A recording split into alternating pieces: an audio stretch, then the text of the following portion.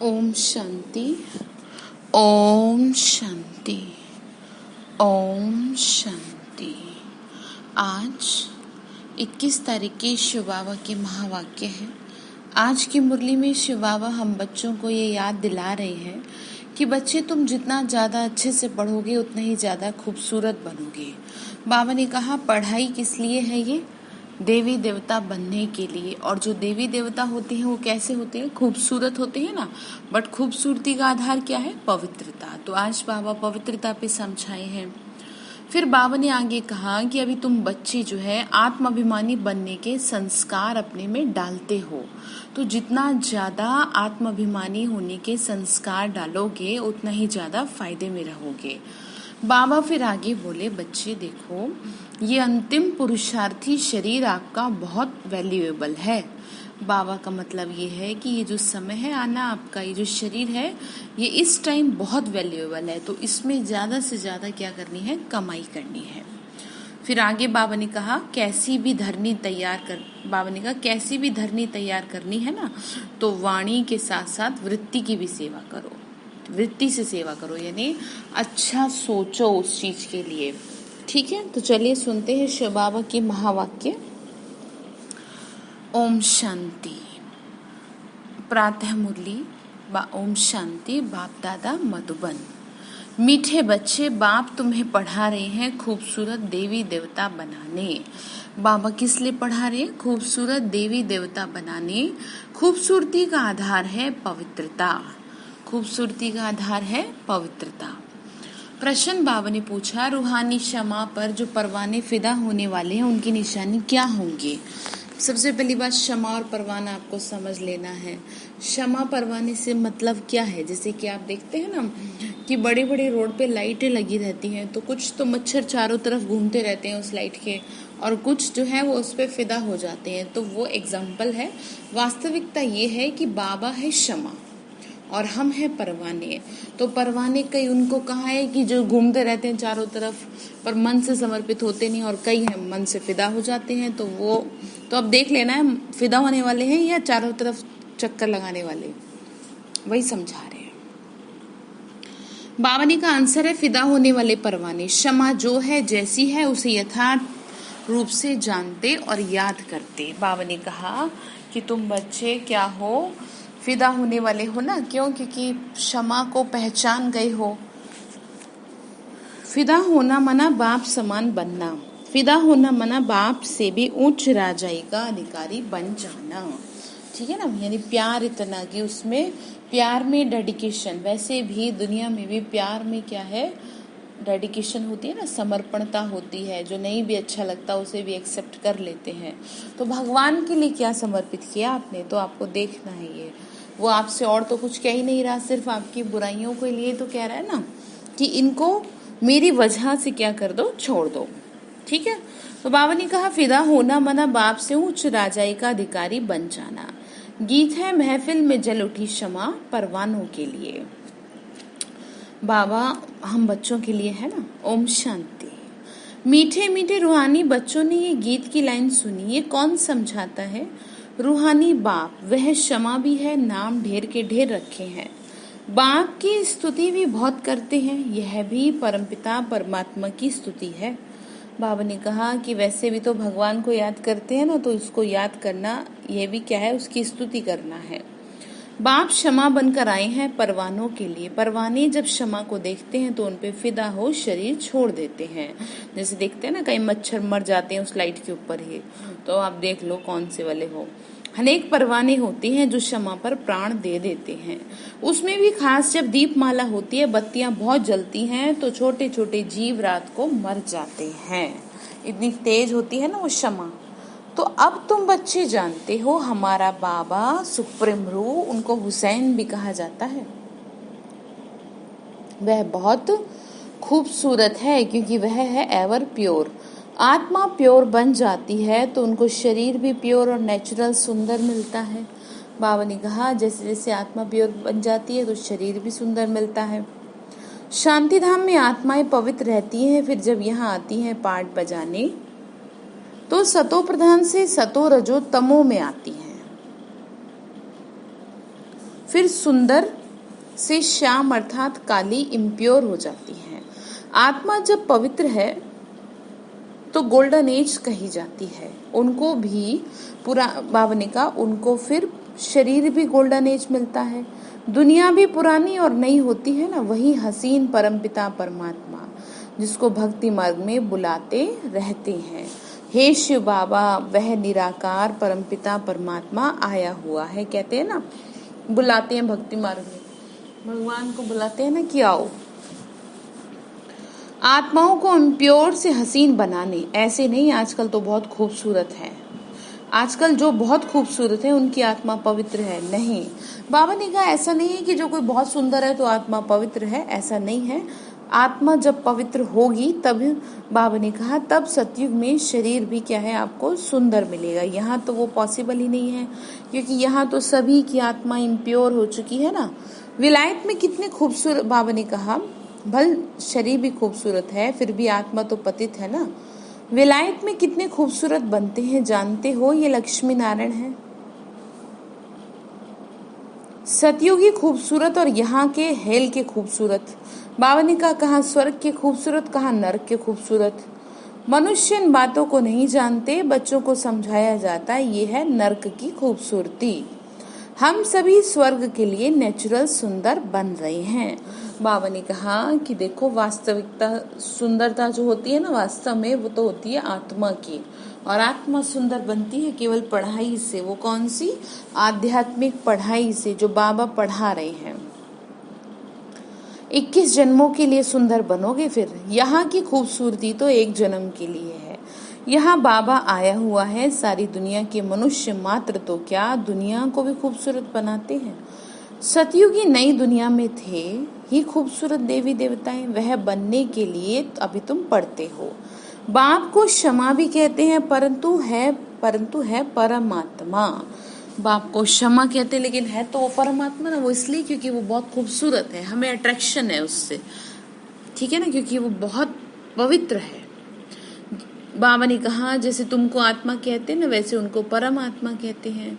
तुम बच्चे बाप की महिमा गाते हो, बाप फिर बच्चों की महिमा करते हैं। तुमको ऐसा बनाता हूँ जो मेरे से भी तुम्हारा मर्तबा ऊंच हो जाता है। मैं जो हूँ, जैसा हूँ, जैसे मैं पाठ बजाता हूँ, ये कोई नहीं जानता।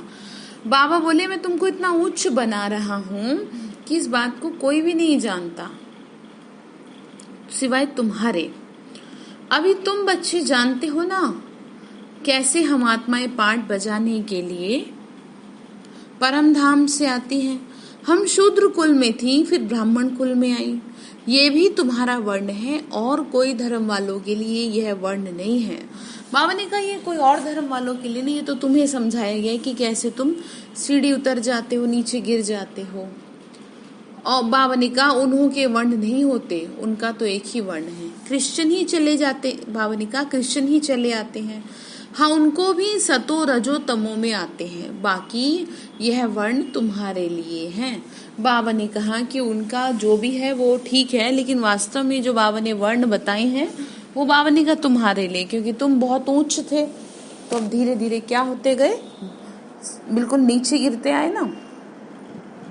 ये सृष्टि चक्र बेहद का बाप बैठ समझाते हैं, जो बाप ज्ञान का सागर है, पवित्रता का सागर है। वो खुद कहते हैं मैं पुनर्जन्म नहीं लेता। भल शिव जयंती भी मनाते हैं, परंतु मनुष्यों को यह पता ही नहीं कि बाप की कब आते हैं। शिवरात्रि मनाते हैं, लेकिन ये तो पता ही नहीं ना कब आते हैं। उनकी जीवन कहानी को भी नहीं जानते। बाप कहते हैं मैं जो हूँ, जैसा हूँ, मेरे में क्या पार्ट है। सृष्टि चक्र कैसे फिरता है ये भी तुम बच्चों को मैं कल्प कल्प समझाता हूँ। बाबा बोले कैसे सृष्टि चक्र फिरता है, ये तो मैं ही तुमको समझा रहा हूँ ना। दुनिया में तो लोगों को इस बात का कुछ है ही नहीं, सोचते हैं ये तो पता नहीं है, बहुत साल पड़े हैं। तो बाबा वही समझा रहे हैं, तुम जानते हो ना। हम सीढ़ी उतरते उतरते तमो प्रधान बने, 84 जन्म भी तुम लेते हो। पिछाड़ी में जो आते हैं उनको भी सतो रजो तमो में आना ही है। तुम सतो प्रधान बनते हो तो सारी दुनिया तमो प्रधान बन जाती है, फिर तुमको तमो प्रधान से सतो प्रधान जरूर बनना है। बाबा ने कहा तुम गिरते हो ना तो पूरी दुनिया गिरती है, ठीक है ना, यानी कि तुम्हारे से है, तुम जैसा कहते ना, जैसा कर मैं करूंगी मुझे देख और करेंगे, तो वही समझा रहे हैं कि समझ लो इस बात को, ये सृष्टि चक्र फिर रहा है। अभी है कलयुग, उसके बाद फिर सतयुग आएगा। कलयुग की आयु पूरी हुई। बाबा बोले मैंने साधारण तन में हूबहू कल पहले मुआफिक प्रवेश किया, फिर से तुम बच्चों को क्या करने के लिए, राजयोग सिखाने के लिए, इसीलिए प्रवेश किया ना। योग तो आजकल बहुत है, बैरिस्ट्री योग, इंजीनियर योग, यानी मतलब कहने का ये है कि पढ़ाई भी जैसे पढ़ते हैं तो उस हिसाब से वो योग ही हो जाता है कि जो जैसा पढ़ते हैं वैसा ही बन जाते हैं। तो बाबा ने कहा मतलब वैसे भी आजकल तरह तरह के बैरिस्ट्री पढ़ने के लिए बैरिस्टर के साथ बुद्धि का योग लगाना होता है, यानी कि जोड़ है ना, जैसा बनना है वैसा ही सोचना है, उसी के बारे में सोचना है जैसा आपको बनना है। डॉक्टर बनना है, डॉक्टर के बारे में सोचना है। तो बाबा बोले देवता बन रहे हो तो देवताओं के बारे में सोचो, हम बैरिस्टर बन रहे हैं तो पढ़ाने वाले को तो याद करो, उनको तो अपना बाप, बाबा ने कहा उनको तो अपना बाप अलग है, गुरु भी होगा तो उनको भी याद करेंगे, तो भी बैरिस्टर के साथ बुद्धि का योग रहता है। आत्मा ही पढ़ती है, आत्मा ही शरीर द्वारा जज बैरिस्टर आदि बनती है। क्या समझा रहे बाबा? बाबा ये समझा रहे बच्चे देखो आत्मा ही पढ़ती है, ठीक है, और आत्मा पढ़ती है शरीर के द्वारा, फिर उसी अनुसार वो पद प्राप्त करती है, ठीक है। तो आगे बाबा ने क्या समझाया, आगे बाबा बोले अभी तुम बच्चे आत्माभिमानी बनने के संस्कार अपने में डालते हो ना। बाबा ने कहा अभी तो आत्माभिमानी बनने के संस्कार डाल रहे हो, बार बार अभ्यास करो, यही आधा कल्प देह अभिमानी रहे। अब बाबा बोले बच्चे अब आत्माभिमानी बनो, आत्मा में ही पढ़ाई के संस्कार है, मनुष्य आत्मा ही जज बनती है। अभी हम विश्व का मालिक देवता बन रहे हैं, पढ़ाने वाला है शिव बाबा। बाबा बोले पढ़ा कौन रहा है तुम्हें, कौन कह रहे ये बातें, ये ध्यान से सुनो। शिव बाबा कह रहे परमात्मा वही ज्ञान का सागर है, शांति संपत्ति का सागर है। ये भी दिखाते हैं ना, सागर से रत्नों की थालियां निकलती हैं। ये है भक्ति मार्ग की बातें, बाप को रेफर करना पड़ता है, बाप समझाते हैं। ये है अविनाशी ज्ञान रतन। बाबा ने क्या कहा, ये क्या है, अविनाशी ज्ञान रतन है, इनका कभी नाश थोड़ी होगा। इन ज्ञान रत्नों से तुम बहुत साहूकार बनते हो, फिर हीरे जवाहर भी तुमको बहुत मिलते हैं। ये एक एक रतन लाखों रुपयों का है जो तुमको इतना साहूकार बनाते हैं। तुम जानते हो ना, भारत ही वाइसलेस वर्ल्ड था, उसमें भी पवित्र देवता ही रहते थे। अभी सांवरे अपवित्र बन गए हैं, आत्माओं और परमात्मा का मेला होता है। बाबा ने कहा बच्चे तुम एकदम पवित्र थे, अभी सांवरे हो गए हो, इम्प्योर बन गए। कहा जाता ना आत्मा परमात्मा का मेला, अलग रही बहुकाल सुंदर मेला तब हुआ जब सतगुरु मिला दलाल। तो कौन है हमारा सतगुरु, शिव बाबा ही तो है ना, जब वो मिला तभी तो मेला लगा। परमात्मा भी शरीर में आता है, आत्माओं और परमात्मा का घर है शांति धाम, वहां चुरपुर कुछ भी नहीं होती। कहाँ, शांति धाम में, क्योंकि शरीर नहीं है तो चुरपुर क्या होगी। यहाँ परमात्मा आकर बच्चों से मिलते हैं, शरीर सहित मिलते हैं, इसलिए कि कहीं ये न कह दे बच्चे कि बाबा आप दिखते तो हो नहीं, इसीलिए शरीर से मिलते हैं। वहां तो घर है, वहां विश्राम पाते हैं। अभी तुम बच्चे पुरुषोत्तम संगम युग पर हो, बाकी दुनिया तो कलयुग में है। बाबा बोले तुम हो संगम पे, बाकी दुनिया है कलयुग में। बाबा बैठ समझा रहे हैं भक्ति मार्ग में खर्चा बहुत करते हैं, चित्र भी बहुत बनाते हैं, बड़े बड़े मंदिर बनाते हैं। कितना खर्चा करते हैं, जन्माष्टमी पे जो मंदिर होता है श्री कृष्ण का, 1,00,000 रुपए का एक दिन में फूल चढ़ता है। तो वही देखो बाबा ने कहा कितना खर्चा कर रहे हैं। नहीं तो कृष्ण का चित्र तो घर में भी रख सकते हैं, क्योंकि भावना है ना, बहुत सच्चे चित्र होते हैं, सस्ते चित्र होते हैं बहुत। फिर इतना दूर दूर मंदिरों में क्यों जाते हैं, ये है भक्ति मार्ग। सतयुग में मंदिर आदि होते नहीं, वहाँ है ही पूज्य। कलयुग में है पुजारी। बाबा बोले सतयुग में तो सारे ही देवता हैं, कौन किसकी पूजा करेगा। कलयुग में है पूजा तो तभी की जाती है ना किसी की सर तभी झुकाया जाता है जब आपके अंदर वो चीज नहीं है जो सामने वाले के अंदर है। ठीक है ना। कहने का मतलब ये है कि आपसे ज्यादा कुछ क्वालिटीज उस आत्मा में है, तभी तो सर झुका रहे हैं ना। नहीं तो कोई किसी के आगे सर झुकाए, साधु महात्माओं के आगे सर क्यों झुकाती है दुनिया? इसीलिए तो झुकाती है ना कि जी आप जितने महान हम कहा। तो सतयुग में तो सारे महान हैं, तो कोई किसी के आगे क्या सर झुकाएगा? बाकी राज्य तो चलेगा ही जैसे राजा का चलता है। बाबा ने कहा कलयुग, यहाँ तो कलयुग है ना, तो यहाँ पर तो कुछ ऐसा, कलयुग में तो सब पुजारी हैं, सब पूजा ही कर रहे हैं। तुम अभी संगम युग पर हो, पूज्य देवता बन रहे हो, अभी तुम ब्राह्मण बने हो।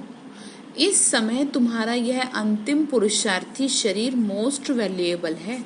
इनसे तुम बहुत कमाई करते हो, बेहद के बाप के साथ तुम खाते पीते हो, पुकारते भी उनको हो। बाबा बोले कि देखो इस समय तुम्हारी बहुत कमाई हो रही है क्योंकि तुम मेरे अंग संग हो ना।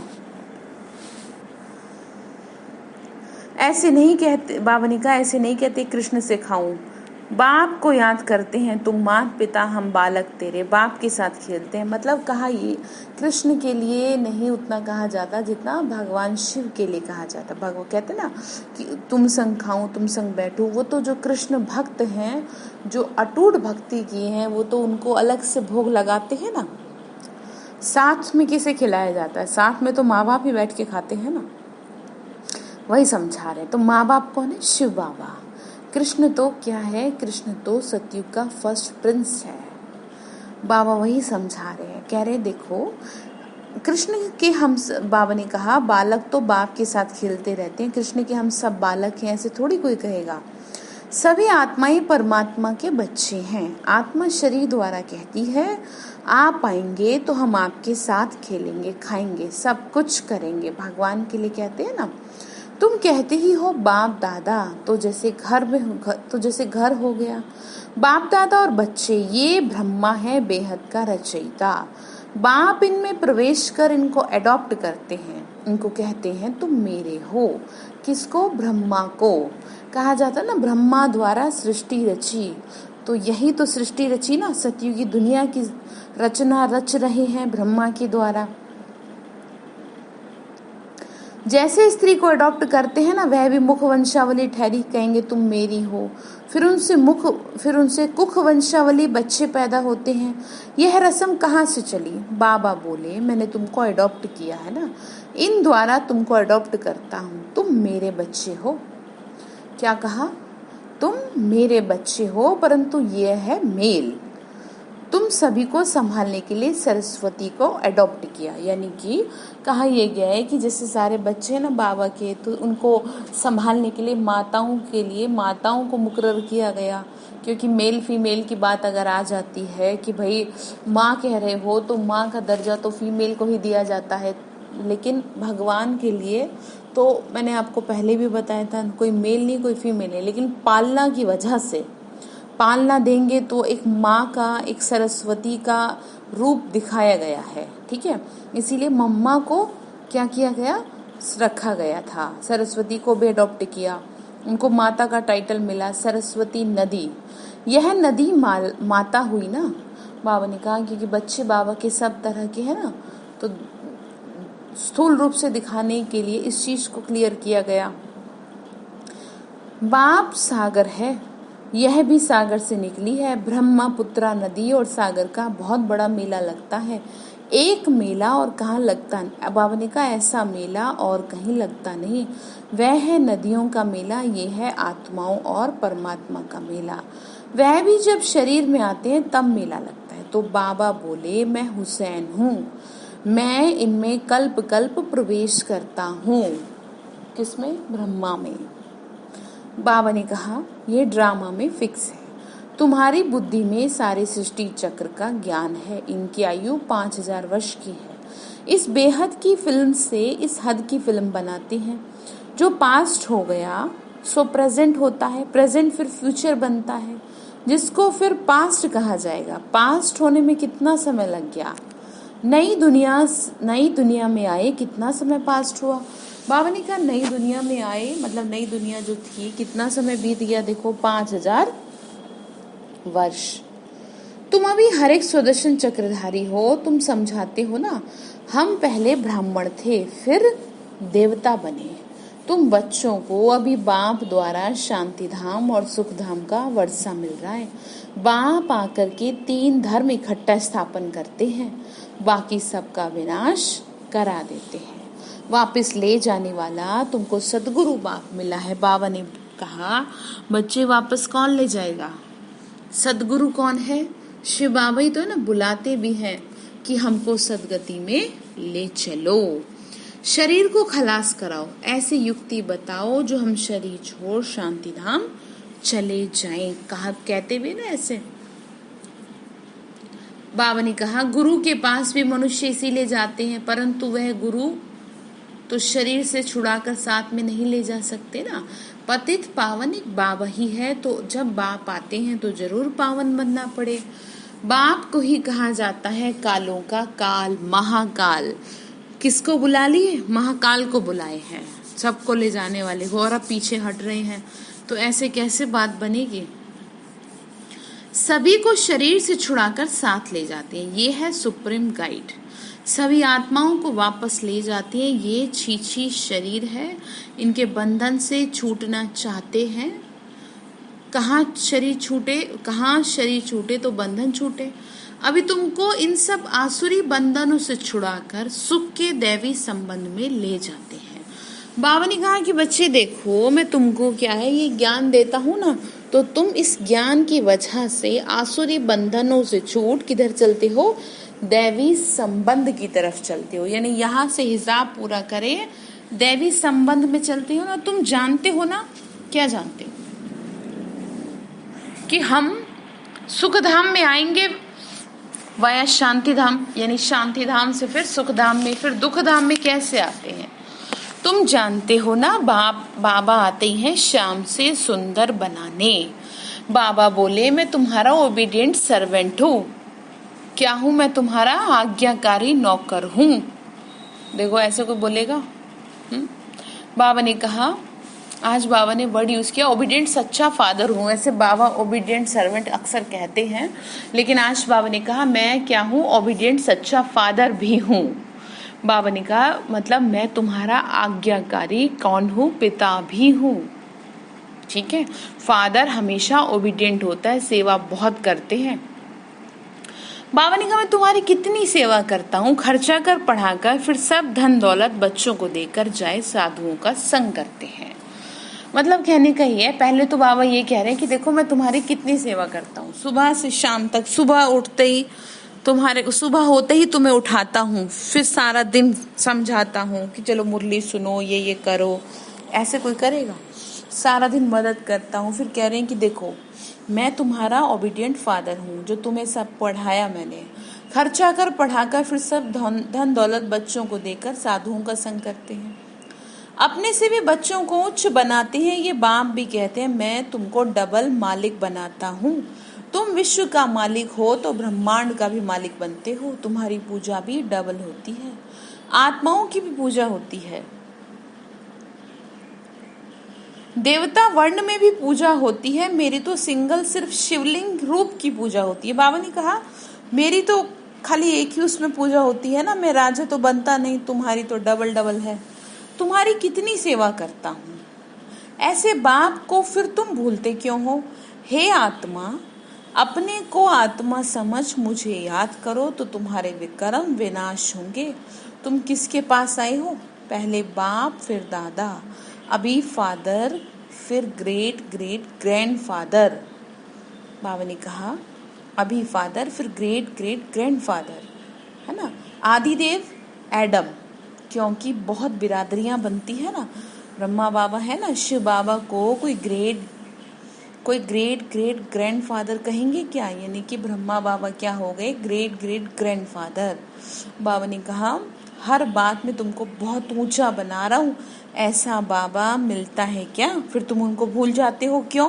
बाबा पूछ रहे हैं देखो मैं तुमको सबसे ऊंचा बनाता हूँ, मेरी भी पूजा नहीं होती, तुम्हारी पूजा होती है, डबल तुम्हारी पूजा होती है। मैं तुम्हारी सेवा में रहता हूँ सुबह से लेके रात तक, हर वक्त तुम्हारी मदद करता हूँ, तुम फिर भी मुझे भूल जाते हो।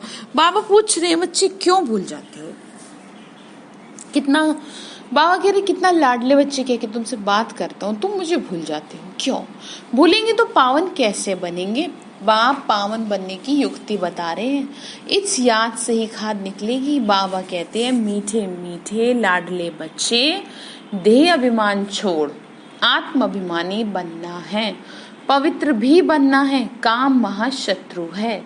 बाबा बोले ये एक जन्म मेरी खातिर पवित्र बनो। लौकिक बाप भी कहते हैं ना कोई गंदा काम नहीं करो, मेरी दाढ़ी की लाज रखो। पारलौकिक बाप भी कहते हैं मैं पावन बनाने आया हूँ। बाबा ने कहा पारलौकिक बाप भी कहते हैं मैं पावन बनाने आई हूँ। अब काला मुंह मत करो नहीं तो इज्जत गवाएंगे। बाबा ने कहा कि देखो जैसे घर में भी कहते हैं ना पेरेंट्स बच्चों को कि जो भी है तुम हमें बता दो, तुम कुछ गलत मत करना, ठीक है ना, ऐसे कहते हैं ना। तो बाबा ने भी कहा कि बच्चे को कोई बात है, कुछ तुम्हारे साथ दिक्कत है तो मुझे बताओ, तुम कुछ गलत मत करो, पाप के भागी ना बनो, ठीक है ना। यही बात बाबा हम बच्चों को समझाए हैं। मेरी दाढ़ी की लाज रखो। पारलौकिक बाप भी कहते हैं मैं पावन बनाने के लिए आऊं, काला मुंह मत करो नहीं तो इज्जत गवाएंगे, सभी ब्राह्मणों की और बाप की भी इज्जत गवा देंगे। लिखते हैं बाबा हम गिर गया, काला मुंह कर दिया। बाबा कहते हैं मैं तुमको हसीन सुंदर बनाने आया हूं, तुम फिर काला मुंह करते हो। तुम्हें तो सदा हसीन बनने का पुरुषार्थ करना है। बाबा ने कहा मैं तुम्हारी आत्मा को तुम्हें सुंदर बनाने आया हूँ और तुम क्या है मैले होते जा रहे हो। ऐसे कैसे होगा फिर? ऐसे तो बहुत गड़बड़ हो जाएगी ना, इसीलिए कह रहे हैं कि तुम ऐसे मत करो, मेरी इज्जत मत गंवाओ, ठीक है। अच्छा, मीठे मीठे सिक्के लदे बच्चों प्रति माता पिता बाप दादा का याद प्यार और गुड मॉर्निंग। रूहानी बाप की रूहानी बच्चों को नमस्ते। रूहानी हम बच्चों की रूहानी माता पिता बाप दादा को नमस्ते नमस्ते नमस्ते। शिव बाबा नमस्ते। शुक्रिया बाबा, शुक्रिया बाबा, शुक्रिया। धारणा के लिए मुख्य सार है ये अंतिम पुरुषार्थी शरीर बहुत वैल्यूएबल है, इससे बहुत कमाई करनी है। क्या बोले बाबा? कह रहे हैं कि देखो ये जो समय है ना तुम्हारा और ये जो शरीर है इस टाइम बहुत वैल्यूएबल है, इसीलिए शरीर की भी संभाल रखना और इस शरीर से ही तो सब कुछ करोगे ना, सेवा कर पाएंगे। बेहद के बाप के साथ खाते पीते सर्व संबंधों की अनुभूति करना। बाबा ने कहा खाते पीते क्या है, क्या करना? बेहद के बाप को यानी शिव बाबा को महसूस करना। बाबा ने कहा दूसरा पॉइंट है ऐसा कोई भी कर्म नहीं करना जिससे ब्राह्मण परिवार की व बाप की इज्जत जाए। आत्माभिमानी बन पूरा पवित्र बनना, याद से पुरानी खाद निकालनी है। बाबा ने कहा जितना ज्यादा आत्म स्थिति में स्थित रहेंगे तभी तो क्या है जो अंदर विकार है तभी तो वो खत्म होंगे ना। वरदान दे रहे शिव बाबा कलयुगी दुनिया के दुख शांति का नजारा देखते हुए सदा साक्षी व बेहद के वैरागी भव। कलयुगी दुनिया के दुख शांति का नजारा देखते हुए सदा साक्षी व बेहद के वैरागी भव। इस कलयुगी दुनिया में कुछ भी होता है लेकिन आपकी सदा चढ़ती कला है। अंडरलाइन करें, देखो कितनी मोस्ट इम्पोर्टेंट बात है ये। क्या कह रहे हैं बाबा कि इस कलयुगी दुनिया में कुछ भी होता है लेकिन आपकी क्या है, आपकी चढ़ती कला है सदा। दुनिया के लिए हाहाकार है और आपके लिए जय जयकार है। आप किसी भी परिस्थिति से घबराते नहीं हैं क्योंकि आप पहले से ही तैयार हो। बाबा ने कहा कि तुम किस लिए घबराओगे, तुम्हें तो मैंने सारी बातें पहले क्लियर कर दी हैं। बाबा ने कहा आप पहले से ही तैयार हो, साक्षी होकर हर प्रकार का खेल देख रहे हो। कोई रोता है चिल्लाता है, साक्षी होकर देखने में मजा आता है। अब इसका मतलब ये नहीं है कि कोई रो रहा चिल्ला रहा और आप कहें जी नहीं हम तो साक्षी हैं, ठीक है ना। साक्षी का मतलब यहाँ पर ये है कि साक्षी वहां पे हो जाओ जहाँ पे आप कुछ कर नहीं सकते, ठीक है। जो चीज आपके हाथ में नहीं है आप उसको साक्षियों के देखिए। अगर कोई दुखी है, रो रहा है, परेशान हो रहा है, तो उसको अगर कुछ प्रॉब्लम है तो ये थोड़ी है कि हम उसे डॉक्टर के भी नहीं लेके जाएंगे। बाबा ऐसे नहीं कह रहा। बाबा सिर्फ सिंपली इतनी बात समझा रहे हैं कि बच्चे देखो, तुम देख रहे हो ना जो भी कुछ हो रहा है, ठीक है, इसलिए तुम क्या है उन चीजों की वजह से परेशान मत हो, क्योंकि तुमको मैंने पहले से बता रखा है कि जैसे किसी को पहले ही पता हो एग्जाम में क्या आएगा और फिर उसके सामने वही क्वेश्चन आ जाए पेपर में बैठते के साथ ही, तो उसे तो कितनी खुशी होगी कि चलो ये तो मुझे आता है आंसर। तो वही कह रहे हैं कि तुम किस लिए परेशान हो, तुम्हें तो पहले से सब क्लियर कर रखा है, ऐसे समझा रहे बाबा। तो जो कलयुग की दुनिया के दुख अशांति का नजारा साक्षी होकर देखते हैं वो सहज ही बेहद के वैरागी बन जाते हैं, ठीक है, सहज ही बेहद के वैरागी बन जाते हैं। स्लोगन है, कैसी भी धरनी तैयार करनी है तो वाणी के साथ वृत्ति से सेवा करो। बाबा ने कहा कैसे भी धरनी तैयार करनी है तो वाणी के साथ वृत्ति से सेवा करो, यानी मुंह से बोलने के साथ साथ मन से भी, वृत्ति से, विचारों से, सोच से, पहले उसको मनसा को स्ट्रांग बनाए तब वाणी में आए, ये समझा रहे। तो आज के लिए होमवर्क क्या है? आज के लिए होमवर्क ये है, बाबा ने कहा कि बच्चे देखो मैं तुमको समझा रहा हूँ, तुम मेरी दाढ़ी की लाज रखना, कुछ भी गलत मत करना, क्योंकि नहीं तो ये कह देंगे कि लोग कि तो वहां जाते हैं, देखो इनसे अच्छे तो हम ही हैं, कैसे चीखते चिल्लाते हैं, ऐसे कहेंगे तो इसका मतलब आप भगवान का नाम बदनाम करा रहे हैं। और फिर बाबा ने ये कहा कि कैसी भी परिस्थिति आ जाए क्या है आप उसमें साक्षी होके रहना, क्योंकि बाबा पहले से सब समझा दिए। अच्छा, ओम शांति।